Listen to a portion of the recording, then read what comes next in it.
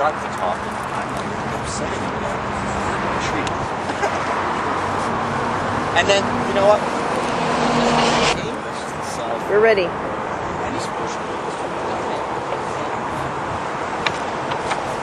My name is Muriel Vaughn, and I've been a taxpayer for 65 years.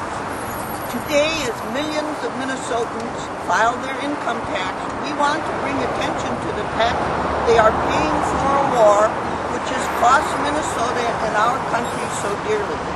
The human and economic costs of the Iraq War have been enormous.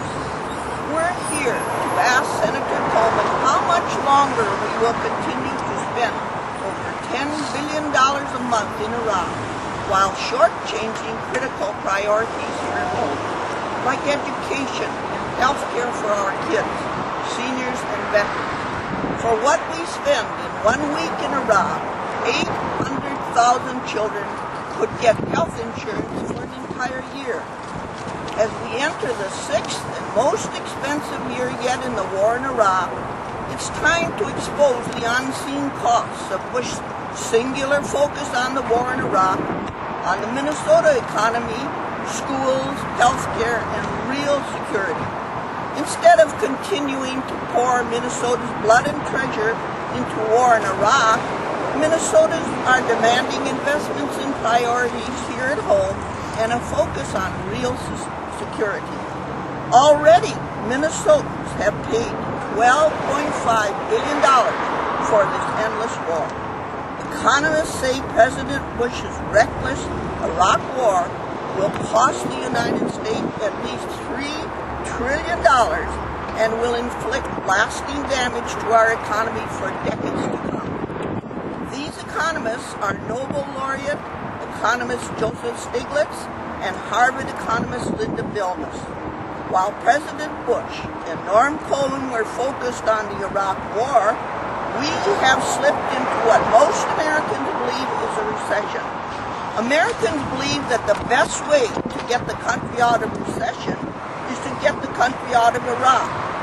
According to an Associated Press poll published last month, 68% of Americans said pulling our troops out of Iraq would help.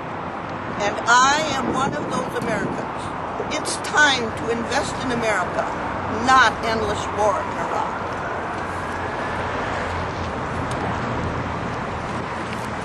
There? Sure. I'm State Representative John Lesh. I represent District 66A in the Minnesota House of Representatives.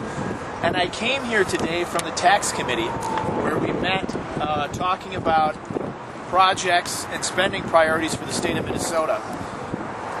We're here today to lament the $12.5 billion that Minnesotans have spent on an ill-advisable war, a war that started out as a lie.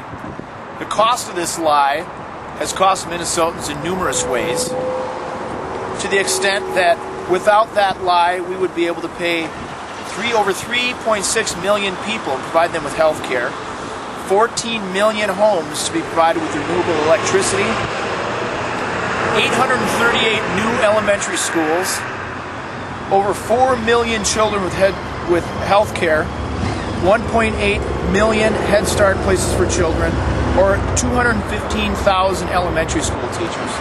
Minnesotans need to ask themselves whether or not we should continue prioritizing a lie with our taxpayer dollars.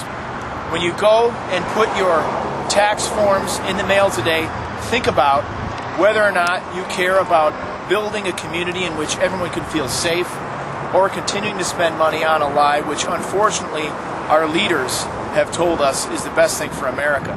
I think Minnesotans believe that it's not. Not only is it wrong morally, but it costs us economically.